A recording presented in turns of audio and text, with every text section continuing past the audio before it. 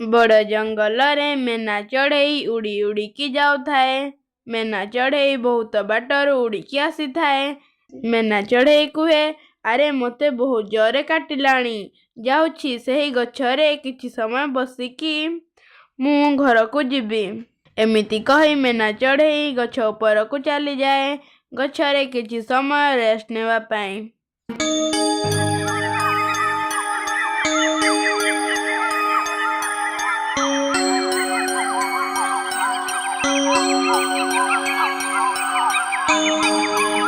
गछरे मेना चढ़ई बसी थाए। हठात कांदिबार शब्द आसे। अरे एई घंच जंगल रे किए कांदुछि? काई एठारे तो केही देखा जाऊ नाहंती। एमिति कही मेना चढ़ई आगकू उड़ीकी जिबाकू लागे किए कांदुछि बोली देखिबाकू।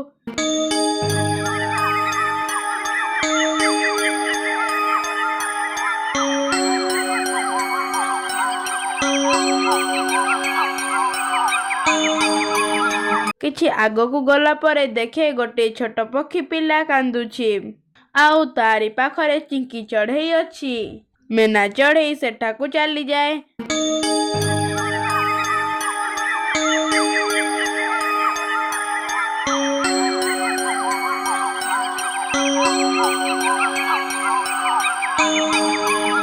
अरे चिंकी दीदी, एई छोट पिलाटी किए आउ इए काहेकी कांदुछि? अरे मेना चढ़ई ये हेउछि ममतार पुओ। तार माँ आजी जंगल को खाद्य पाई जाइथिला आउ गोटिए शिकारी चिलो आसी यारी माँ को शिकार करी खाई देइछि। मु सेही बाट देई आसुथिली। मु चिलकू देखी सेठारु लुचि गली। चिलो यारी माँ को खाई सेठारु चली गला परे मु सेठारु चली आसिली आउ सीधा यारी पाखकू आसीछि।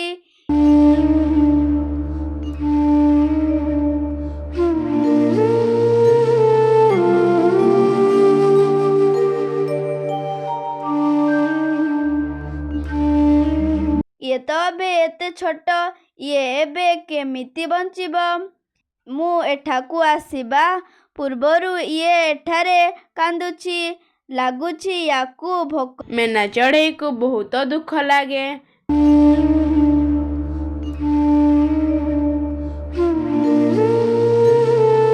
मेना चढ़ई चिंकी चढ़ई को कुहे, अरे चिंकी दीदी, तमे जदि खराब न भाविब ताहाले मु गोटिए कथा कही थांती। अरे मेना चढ़ई कहूनु, कौन कहूचु? दीदी, याकू मु मोर घरकू नेबी आउ इए आजिठू मोरी पुओ हेकी मोरी पाखरे रहिब।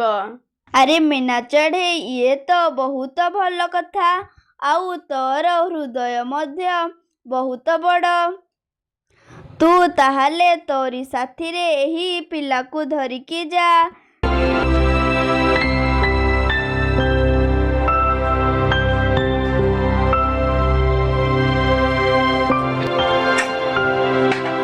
तापरे मेना चढ़ई सेई छोट पिला को धरी तार घर को चली जाए आउ ताकू बहुत स्नेह करे। पिलाटी धीरे धीरे बड़ हेबारे लागे। मेना चढ़ईर घर पाखरे काऊ घर करिकी रहुथाए। काऊ तार घर को चली आसे आउ तार स्त्री को खाइबाकू मागे। अरे आम घरे कौन अछि, दीटा खाइबाकू आण, मते बहुत जोरे भोक लागिलाणी। काऊर स्त्री कुहे, अरे तमे तो खाद्य पाई जाइथिल, कौन किछि खाद्य धरिकी आसीन? कौन हेइछि तमर? कौन देह हाथ सबु लाल होई जाइछि? अरे मु कौन कहबी तुमको, मु आजी गोटिए चासी पाखर बहुत माड़ खाइछि। मोर देह हाथ पूरा पीड़ा। काऊर स्त्री कुहे, अरे तमे तो कहूथुल तमे जेउ जागा को खाद्य पाई जाउछ सेठाकू केही पक्षी जाई नाहांती कि केही जानी नाहांती, पुणी तमे माड़ खाइल ना केमिति? काऊ कुहे, अरे मु कौन कहबी तमको, जेउठी खाद्य बगीचा सेही जागा केही देखी नथिले। मु मोर सांग मानंकू सेही कथा कही देइथिली। आजी सकाळु सकाळु मोर सबु सांग माने सेठारु खाद्य नहीं आसीथिले। सेठारे आउ कम खाद्य थिला। ମୁଁ ଯେତେବେଳେ ସେଠାକୁ ପହଞ୍ଚିଲି, ଚାଷୀ ପୁରା ରାଗିକି ଥିଲା। ମୋତେ ଦେଖିବା ମାତ୍ରେ ଖାଲି ପଥର ମାରିବାକୁ ଲାଗିଲା। କାଉର ସ୍ତ୍ରୀ କୁହେ, ଆରେ ତମକୁ ଠିକ୍ ହେଇଛି।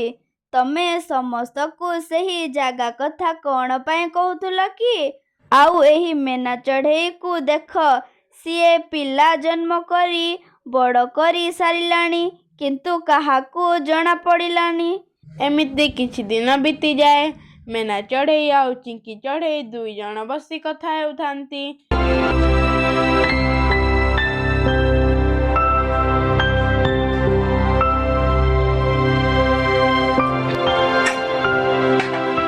ମେନା ଚଢ଼େଇ କୁହେ, ଆରେ ଚିଙ୍କି ଦିଦି, ମୋର ପୁଅ ଏବେ ଟିକେ ବଡ଼ ହେଲାଣି। ମୁଁ ଭାବୁଛି ମୁଁ ତାକୁ ସବୁ ସତ କଥା କହିଦେବି।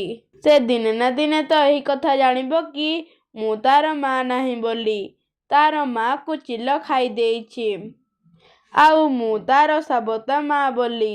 ଚିଙ୍କି ଚଢ଼େଇ କୁହେ, ଆରେ ମେନା ଚଢ଼େଇ, ତୁ କାହିଁକି ଏତେ ଚିନ୍ତା କରୁଛୁ? ଆମ ଛଡ଼ା ଆଉ କିଏ ଜାଣିଛି ଯେ ତୁ ଡରୁଛୁ? ତୁ ତାକୁ ଏତେ ଭଲ ପାଇବା ଦେଇଛୁ ଯେ ତାର ମା ଥିଲେ ମଧ୍ୟ ତାକୁ ଏତେ ଭଲ ପାଇବା ଦେଇନଥାନ୍ତା। ତୁ ବ୍ୟସ୍ତ ହ ନାହିଁ, ଘରକୁ ଯା। ଦୁଇ ଜଣ ସେଠାରୁ ଚାଲିଯାଆନ୍ତି। ଏହି କଥା କାଉ ସେହି ଗଛରେ ଲୁଚିକି ରହି ତାଙ୍କ କଥା ଶୁଣୁଥାଏ। ଆରେ ଆରେ ତାହେଲେ ଏହି ଛୋଟ ପିଲାଟି ମେନା ଚଢ଼େଇର ନାହିଁ। ମେନା ଚଢ଼େଇ ୟାକୁ ପାଳିଛି। ହଉ, ମୁଁ ଆଗ ମୋର ସ୍ତ୍ରୀ କାନରେ ଏହି କଥା ପକାଇ ଦିଏ।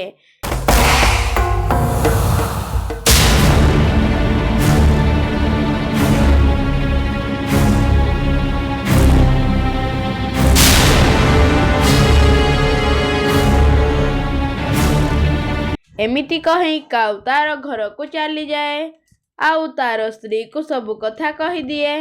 ତାହାପରେ ମେନା ଚଢ଼େଇ ନଥିବା ସମୟରେ କାଉ ଆଉ ତାର ସ୍ତ୍ରୀ ମେନା ଚଢ଼େଇର ପୁଅ ପାଖକୁ ଚାଲିଯାଆନ୍ତି।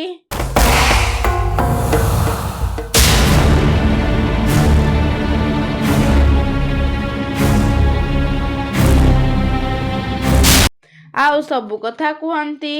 ଆରେ ପୁଅ ମେନା ଚଢ଼େଇ, ତୋର ମା ନାହିଁ। ତୋର ମାକୁ ଶିକାରୀ ଚିଲ ମାରିକି ଖାଇ ଦେଇଛି। ମେନା ଚଢ଼େଇ ତୋର ସାବତ ମା। ଆରେ ଆଣ୍ଟି, ତମେ ଇଏ କ'ଣ କହୁଛ? ତମେ ଯାହା ବି କୁହ, ମେନା ଚଢ଼େଇ ମୋର ମା। ମୁଁ ଜାଣିଛି, ମୋତେ ମୋର ମା ବହୁତ ଭଲ ପାଆନ୍ତି। ତାହାପରେ କାଉ କୁହେ, ଆରେ ଆଜି ଯୋଉ ତୋର ମା ଖାଦ୍ୟ ପାଇଁ ଯାଇଛି, ଚିଲ ଆଜି ତୋର ମାକୁ ଖାଇବ। ତୁ ତାକୁ ବଞ୍ଚେଇ ପାରିବୁ ନାହିଁ। ସେହି ଚିଲ ତୋର ମାକୁ ଯେମିତି ଖାଇଥିଲା, ତାକୁ ମଧ୍ୟ ସେମିତି ଖାଇବ।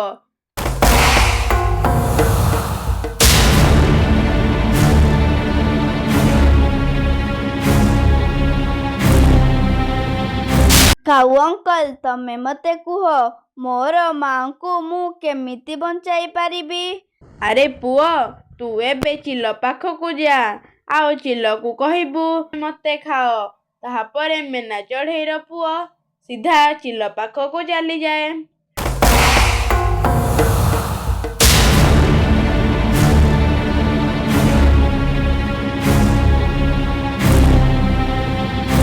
ଆଉ କାଉମାନେ ବହୁତ ଖୁସି ହୁଅନ୍ତି। ମେନା ଚଢ଼େଇର ପୁଅ ଚିଲ ପାଖକୁ ଚାଲିଯାଏ।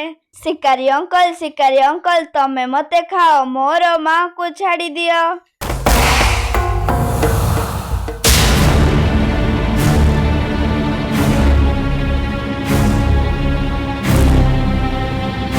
ଆରେ କାଉମାନେ, ତମେମାନେ ମୋର ମନ ଜାଣିକି ଛୋଟ ପକ୍ଷୀ ମୋରି ପାଖକୁ ପଠାଇଛ। ଏତିକି ସମୟ ଭିତରେ ମେନା ଚଢ଼େଇ ସେହି ବାଟ ଦେଇ ଯାଉଥାଏ। ତାର ପୁଅକୁ ଚିଲ ପାଖରେ ଦେଖି ଡରିଯାଏ, ଆଉ ଗୋଟିଏ ଉପାୟ ବାହାର କରେ। ମେନା ଚଢ଼େଇ ଗୋଟିଏ ଫଳ ଧରି ସେଠାକୁ ଚାଲିଯାଏ।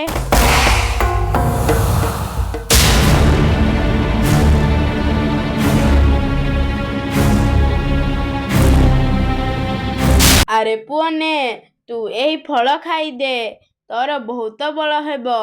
ତାହାପରେ ତୁ ଏହି ଚିଲକୁ ମାରିପାରିବୁ। ତାହାପରେ ଚିଲ ସେହି ଫଳ ଖାଇଦିଏ। ଚିଲ ଆଉ ପାଟି ଖୋଲି ପାରେନି, କାରଣ ସେହି ଫଳଟି ଗୋଟିଏ ଅଠାର ଥିଲା। ମେନା ଚଢ଼େଇ ସେଠାରୁ ତାର ପୁଅକୁ ଧରି ଚାଲିଯାଏ। ତାହାପରେ ସେଠାକୁ କାଉମାନେ ଚାଲି ଆସନ୍ତି ଆଉ ଚିଲକୁ ପଇସା ମାଗନ୍ତି। ଚିଲ ରାଗିଯାଇ କାଉମାନଙ୍କୁ ନିର୍ଧୁମ ମାରେ। ଏହିପରି ନୂଆ ନୂଆ ଭିଡ଼ିଓ ଦେଖିବା ପାଇଁ ଆମ ଓଡ଼ିଆ କାର୍ଟୁନ ବାର ଚ୍ୟାନେଲକୁ ଲାଇକ୍, ସବସ୍କ୍ରାଇବ୍ ଆଣ୍ଡ ସେୟାର କରନ୍ତୁ ଓ ନୂଆ ନୂଆ ଭିଡ଼ିଓ ଦେଖୁଥାନ୍ତୁ।